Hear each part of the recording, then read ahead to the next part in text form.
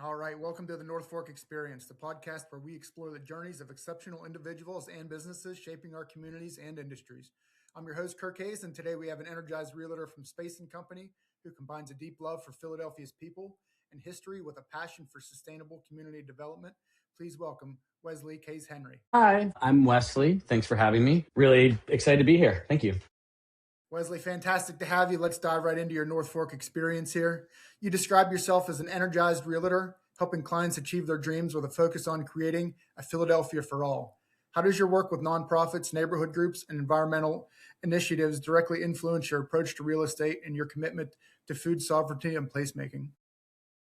That's a great question. Thank you. So in my time working with nonprofits and, community groups around the city, one of the biggest takeaways for me was all the people that I met during those projects, all the people that, came to help out, people from all different walks of life, all different income brackets, neighborhoods, everything, different experiences. A lot of those folks too were, kind of like Philly old heads, people that have been here for a long time. They've watched the city change and grow. They were here through, the bankruptcies in the 90s. They're here through the revitalization of Philly today, our burgeoning, like food scene and architecture and design and art and all this stuff that's happening now. Within the context of where we've come from, it's really cool to hear the history, learn about, how things were before, and seeing the changes now. I feel like being able to, do the Google Street View, where you go back 10 years, like we're kind of going back like 50 years, getting some of these stories from people. You kind of get this idea of Philadelphia before I was even born, before I ever moved here. And it's so cool. So learning from them was kind of like the biggest part of that. And, you spoke on placemaking and food sovereignty too. And like, that placemaking stuff I think comes through as well, like how people engage with their communities, where people live. Something I talk about with clients all the time is, don't move to a neighborhood because you think it's going to be better in 5 years. Move to a neighborhood because you want to be there today and you want to be a part of it and you want to improve it. And you're going to be getting to know your neighbors. You're going to be the guy that has, a cup of sugar, or you're going to shovel your neighbor's car out during a snowstorm, whatever. Like, be a part of the community. And that's how we create placemaking. Sometimes us ourselves, our intention in a place can really create that placemaking in that community. Maybe no one else has really engaged with their neighbors before, and you're the first one to have everybody over for a drink when you move in. Now everybody knows each other, and maybe they've lived together for 5 years, 10 years. No one's really said hello. So just like bridging that gap and being the sort of, sort of gears of change sometimes is really helpful. But yeah, I think placemaking is really important, especially in a place like Philly where it's all, a city of neighborhoods, different types of communities, different types of people, and all different walks of life. It's like, there's something for everybody. And I think that it's really important to kind of explore those options, but also, move to a place where you want to be today and make it better. The food sovereignty piece, I don't get to do as much in my day-to-day and with the real estate stuff, but I'm an avid gardener, and it's really fun because as we're going through houses, we're talking about where's the light coming from? What direction does the light come? Where does the sun set? Where does it rise? And then also, where could a garden go? Are we going to put it here? We're going to put it in the back. Where's the shady area? And I'm always encouraging people to plant stuff, trees, gardens, just flowers, whatever. Beautify the world. We have the opportunity to. So I think that some of that work has transitioned into just people's personal experience with plants and food that they can create themselves. Absolutely. So much important stuff there. And, we're all individuals, but bringing that community aspect together is so important. And, each of those individuals can bring something unique to that community. And that's really is what makes communities thrive. Agreed. So you shared a client story about a gentleman in Society Hill where you received a historic tour of the neighborhood. How does understanding the history, the context, the changes of a place enhance your ability to serve clients in a city as old and historically preserved as Philly? So that's actually a really funny story because I was in a pretty established, pretty expensive neighborhood in Philly. It's one of the nicer neighborhoods in Philadelphia overall. And this old timer, I was doing an open house, and he kind of like gestured to the neighborhood, and he's like, this used to be the red light district when I was a kid. Uh-huh.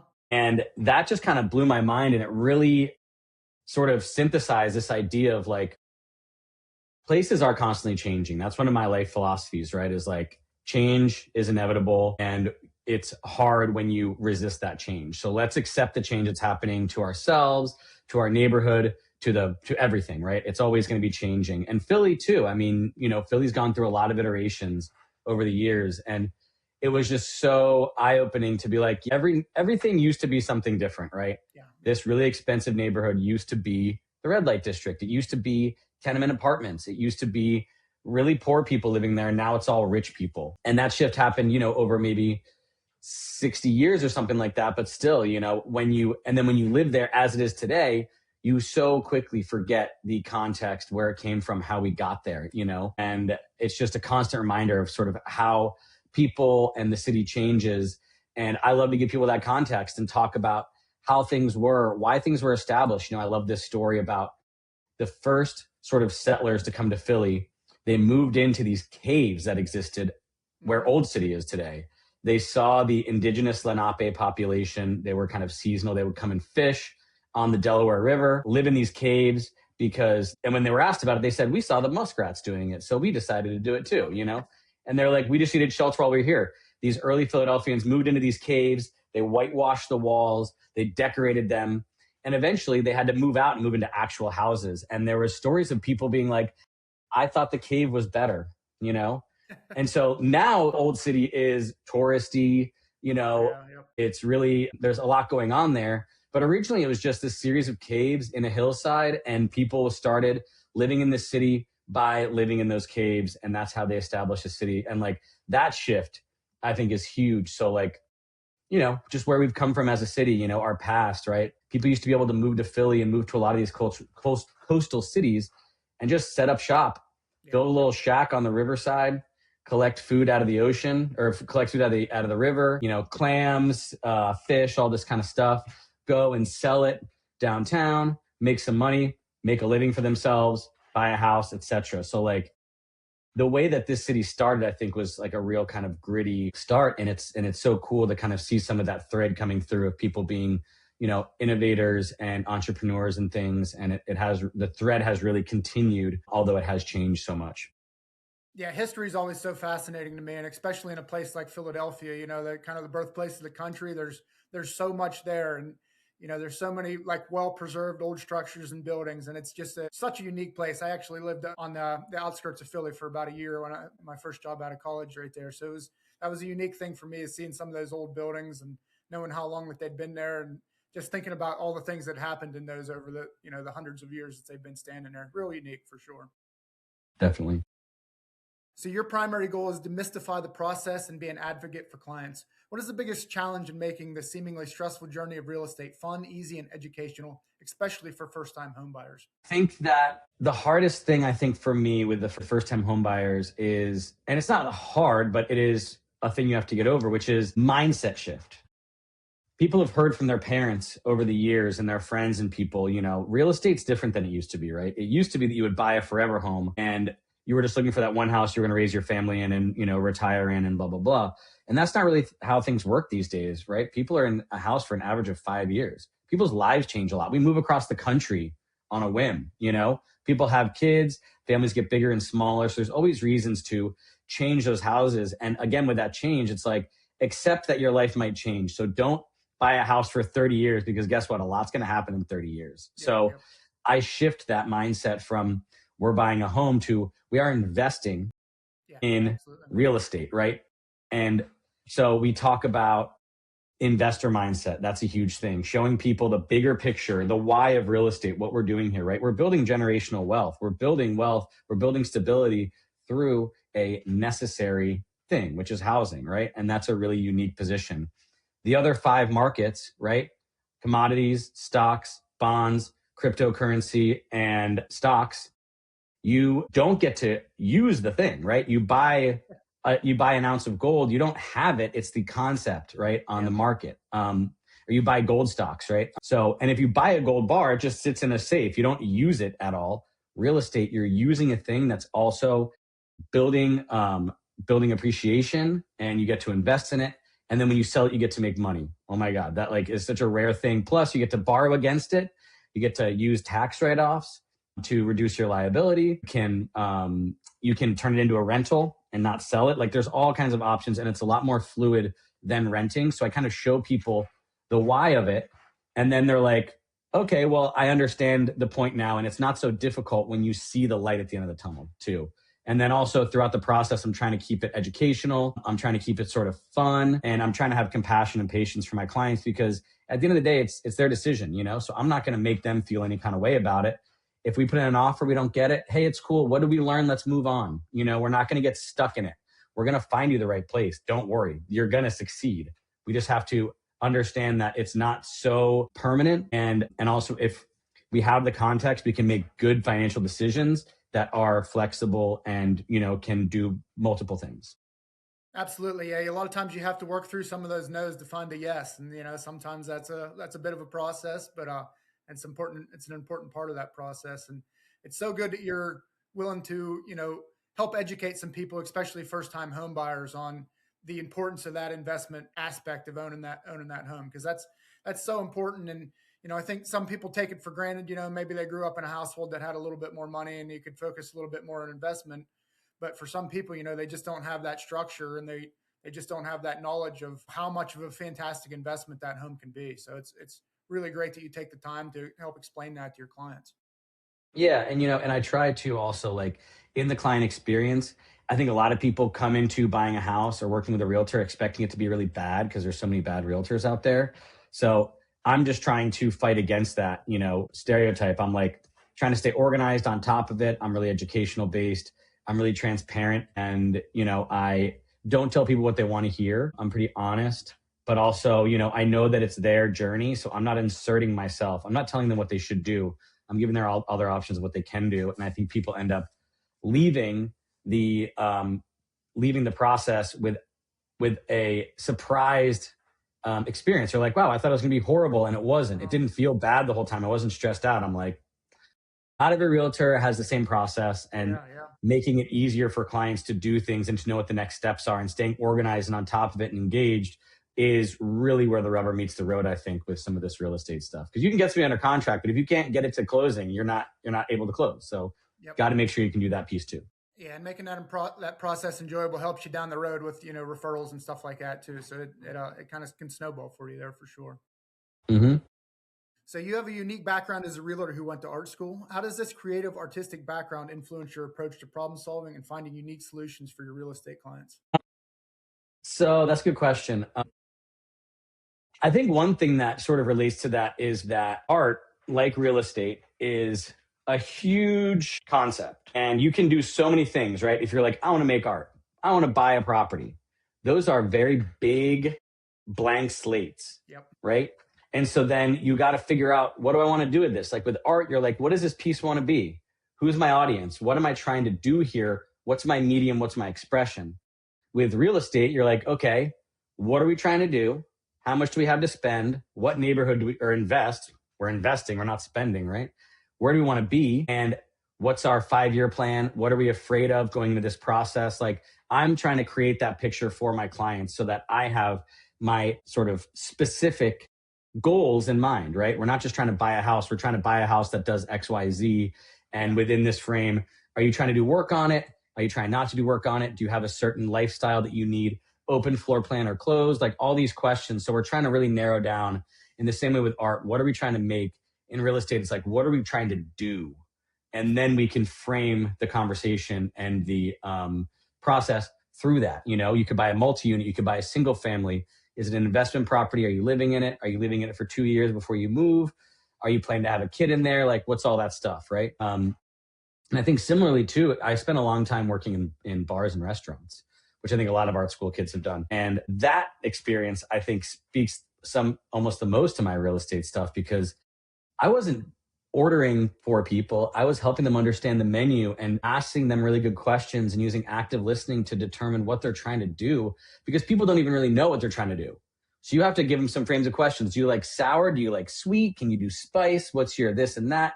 Really are trying to narrow it down and help empower them to make a good decision that they're happy with. So I think that also, those correlates to my restaurant experience, which has been just an amazing connection to make, I think.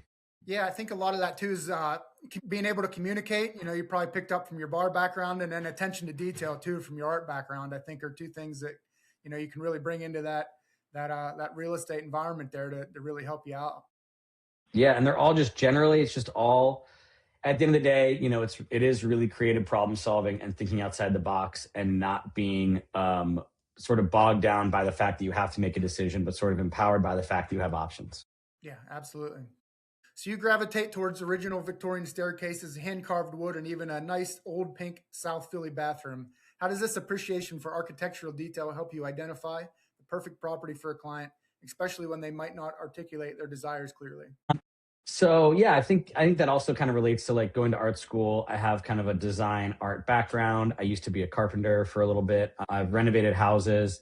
I'm creative. I'm hands-on, so I've been in some of these spaces, and it gives me a well-rounded vision of real estate. But with some of those details and stuff, it's like I like old stuff. I like history. I like the stuff that is harder to replicate now. And a scrolled, wooden embellishment, a beautifully painted cornice, a unique front door, stained glass, like all this kind of stuff. I'm like, we don't make that stuff anymore. So whenever I see it, I'm always amazed. And I'm so glad that it was built well enough that people can keep it for 100 years. I think that's part of the huge thing in Philly is that, these houses were so well built because the craftspeople that came to this city and built these houses were doing such a good job. They will last forever as long as they're maintained. So, I just think that like the houses themselves, the spaces they create, how they can help people transform their lives by living in them and also investing in real estate. It's just like a really joyful combination of a couple different things that I love. I love history, community, neighborhoods, people, and helping people sort of grow and have more options. And again, build wealth. At the end of the day, that's sort of what we're doing. And all the other stuff is like kind of the fun part, Yeah, I love seeing the old craftsmanship in those old houses. It's so impressive the time that they took to really make those places unique, and it's just something you don't see anymore, like you said. Yeah, and like, identifying when you're going through a house, what's a problem, what's not a problem. This is a cosmetic issue versus this is a material defect, this is a structural thing. That's also really helpful going through all these old houses with people too, because they can really get bogged down and think this place is going to fall apart around me. And I'm like, it probably won't, you Yeah, know? yep, absolutely. So you state that you treat every client as a close family member or friend, always looking out for their best interest. What is one non-negotiable principle you adhere to in every negotiation to ensure your client's needs are met, never leaving anything on the table? This is something that I do a lot. And also this is something we do a lot at Space and Company too, at my brokerage, is that when we go into a deal, they are bringing two parties together, right? Buyer and seller. And there's also usually two agents, a buyer's agent and a seller agent. So what I want to do as an agent is I want to build rapport with that other agent because I want to know that we're kind of speaking the same language, that we have the same goal, that we understand that we're on the same team. We are both trying to sell this house. Let's work together to do it. I think a lot of agents come into it sometimes with maybe a little bit more adversarial or like we're against each other. And actually, we're just trying to do the same thing. So let's work together. And I think that that's been sort of huge, building rapport with agents, making sure we're communicating properly. Like when things get weird, let's circle back and talk about it. Hey, I think that this thing that we talked about maybe didn't land right. And I just want to make sure we have the full context around it, not leaving things open and making sure that everybody leaves feeling good. I want to treat my clients well. I want to treat the other agent well. And I want the other client to feel like everybody was taking care of them. So a way that I ensure success is that I'm making sure that me and the other agent are on the same page so that my clients get a better experience.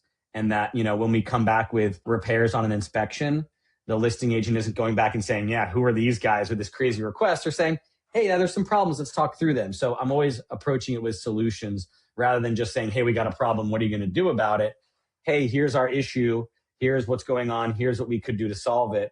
And trying to help people. That's what it comes down to.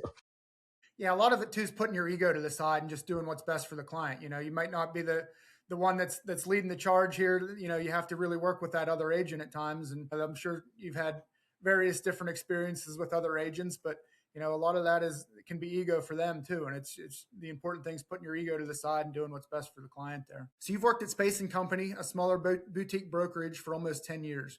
What is the most valuable thing you've learned about real estate and client experience through working with such a tight-knit brokerage?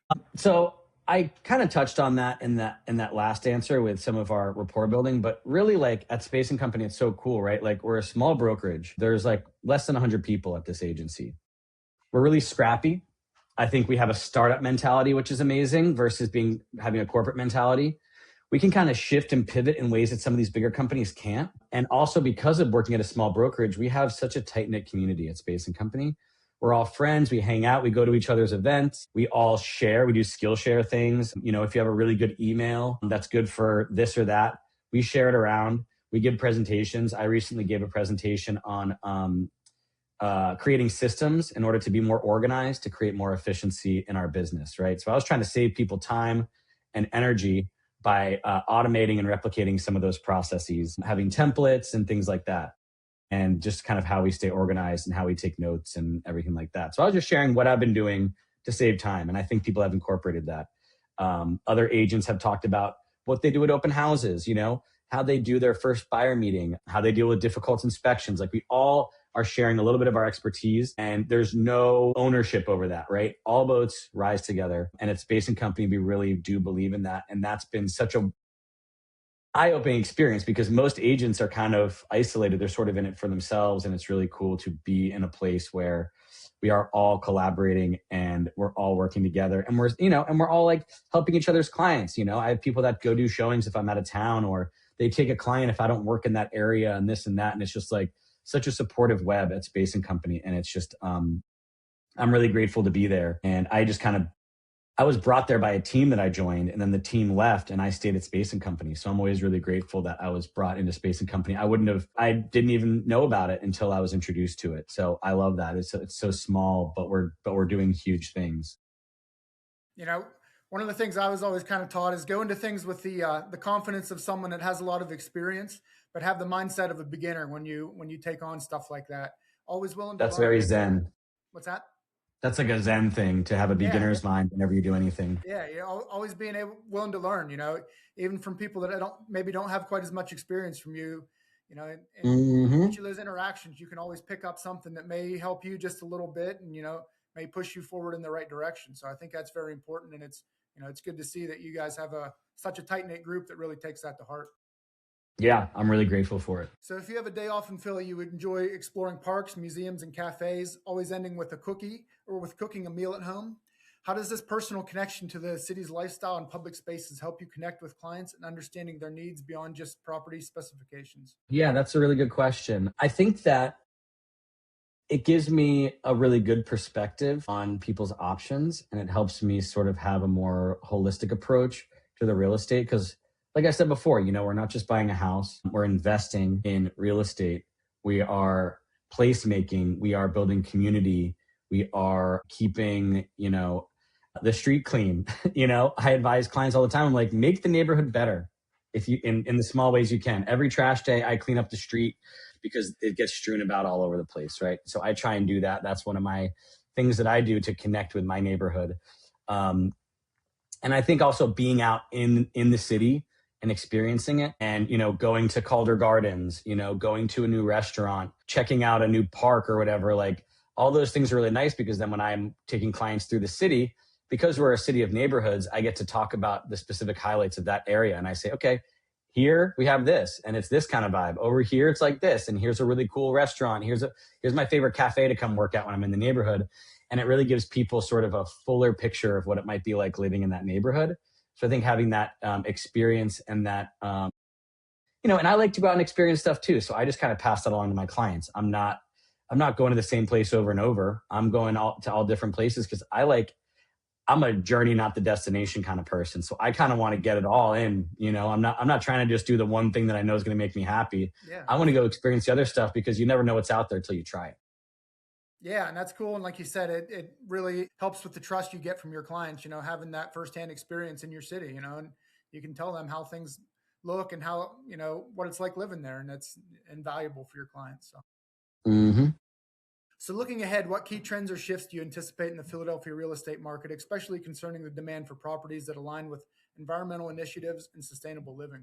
That's a good question. I think that it's twofold. One is that in Philly, because there's so many properties that are in need of renovation and sort of like full gut rehab, because they've been, kind of left to the elements for a while, people have a unique opportunity to come in and rebuild a house basically from the studs back. And they can put in things like more insulation, heated floors, solar panels. They can do tankless water heaters. They can do just some more efficient stuff that saves energy as energy is getting higher and more expensive. Also, I actually just posted a property on my Instagram today. It's a church in Bethlehem, PA, and it has geothermal heating. They just like dug into the ground. They're doing geothermal. So when you're doing a full renovation on a property, you get some of these options where you can do things a little bit differently than it was built originally. If you buy a house that's all put together, you're not going to tear out the walls and re-insulate it. You're just going to live with it as it is, So that's kind of interesting. And the other side of it is similarly, Philly is an affordable city compared to a lot of the other major cities. So you have a lot of people moving here. And that means that, for better or for worse, the income brackets of Philly homebuyers are changing. And some people are coming into the city with money and they can't buy a $700,000, $1 million house in New York.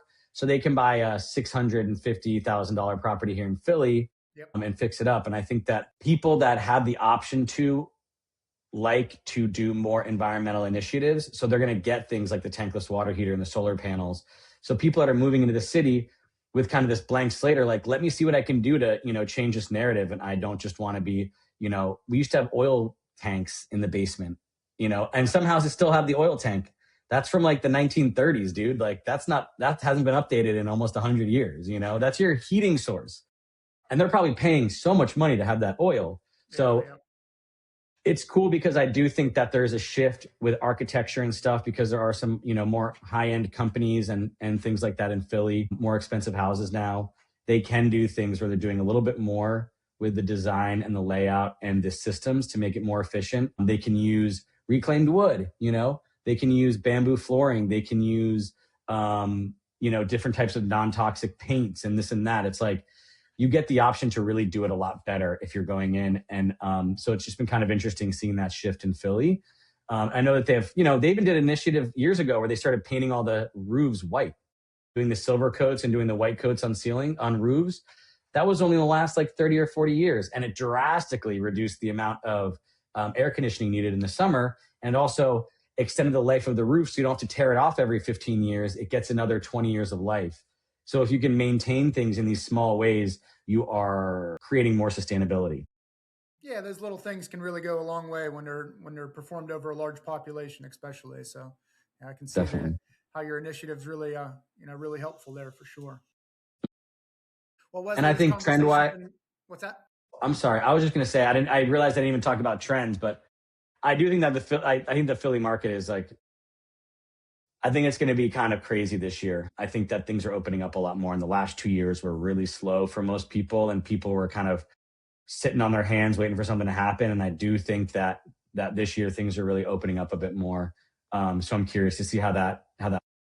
Yeah, it'll be interesting to see how things move forward. And you guys always, your work depends a lot on interest rates and stuff like that too. So as you get into that stuff, you never know what might happen there either. So it's always interesting. Well, and that's where markets work and react to stuff like that. Yeah, well, and that's where the perspective shift comes in, right? Because someone's going to come to me and say, interest rates are 6.5. I'm waiting for them to drop down to 4. And I get to say two things. I get to say, A, they're not going back down anytime soon. So you're going to be waiting a long time. And B, guess what? Your interest is a write-off. Yeah. Yep. So at the end of the day, if you're taking itemized deductions, you get to utilize that and you get to leverage that against your taxes. So it's not just a cost that's incurred. It's part of the investment and you get to utilize that in your overall investment strategy. So I'm trying to think holistically with these people, right? And it's not just interest rates. What does that interest rate mean? Because it means different things to different people. Absolutely. Yeah, I can see that. And having those conversations with people and, it goes back to the education that you're trying to do and sorting through a lot of that stuff is really useful, but it can be difficult at the same time. So it's good that you take that approach with your clients. Well, Wesley, this conversation's been incredibly insightful, showcasing your deep passion for Philadelphia, your creative problem solving, and your unwavering commitment to your community. Your North Fork experience offers powerful lessons on building a real estate business that truly serves people in place. Thank you so much for sharing your journey with us today. Thank you. Thanks for having me. I really appreciate it. Before we wrap up, for our listeners in Philadelphia who are looking for an energized realtor and trusted advisor, dedicated to finding them the right home while also contributing to a sustainable city. What's the best way for them to reach out and learn more about your services at Spacing Company? The best place to probably find me is on Instagram. It is Philly_homes. And if you're into that, I have a Substack called Only Cool Houses where I post about houses and whatever I want, really. And, I live up in Germantown, Northwest Philly. Come find me. And, all my stuff's online. Just Google my name, Wesley Kays-Henry. And it's all right on there, phone number, email, everything. But really, the best place to start if you're on Instagram is just check out that Instagram. It explains a lot, I think. Yeah, you do a good job at getting yourself out there. You're easy to find for us, and you make up a little podcast here. So we'll make sure we include all those details in our show notes for easy access. That's all for this episode of the North Fork Experience. A huge thank you again to our incredible guest, Wesley Kays-Henry, and thank you all for tuning in. Until next time, keep exploring, keep growing, and keep experiencing all that our communities have to offer. Thank you. Thanks.